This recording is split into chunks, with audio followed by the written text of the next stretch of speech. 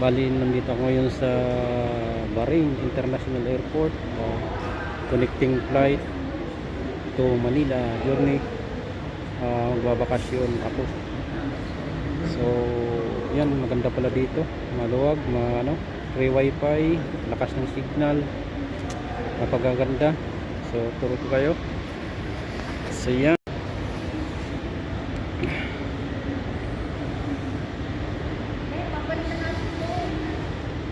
ramp. So yan, may time pa gumala kasi departure ng aeroplano is 8:30 pa ng gabi. So yan, may time pa gumala, maggala-gala. So try ako mag-video muna.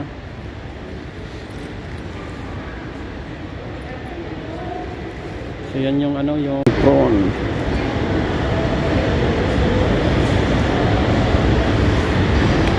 Ang luwag. So ito ngayon, nag-aantay pa. Time check ngayon dito is 4:16 pa lang ng hapon.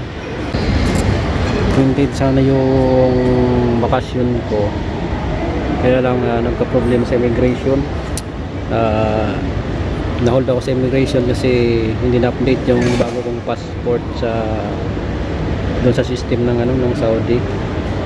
So ngayon, back to balik ulit. Ito, nakaalis na, waiting na lang mamaya ng departure ng gabi sa Gulf Air.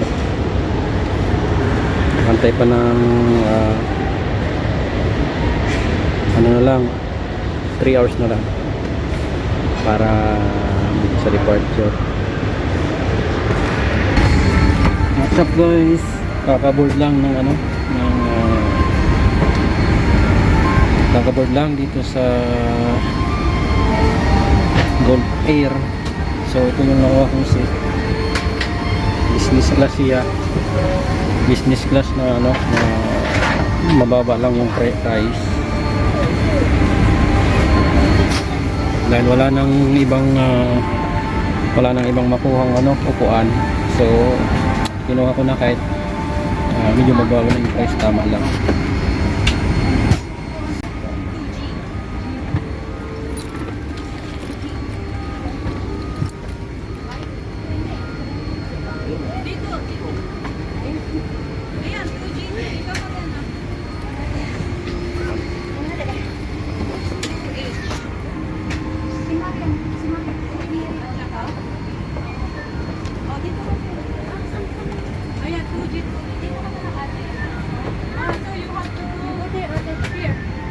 Kaagad may drinks na kaagad. Laki ng monitor TV. Global.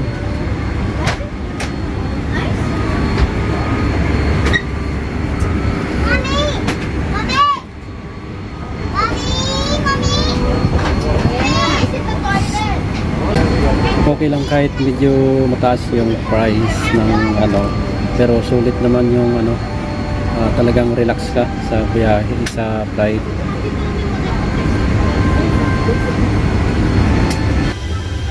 Toilet na, sa loob ng toilet.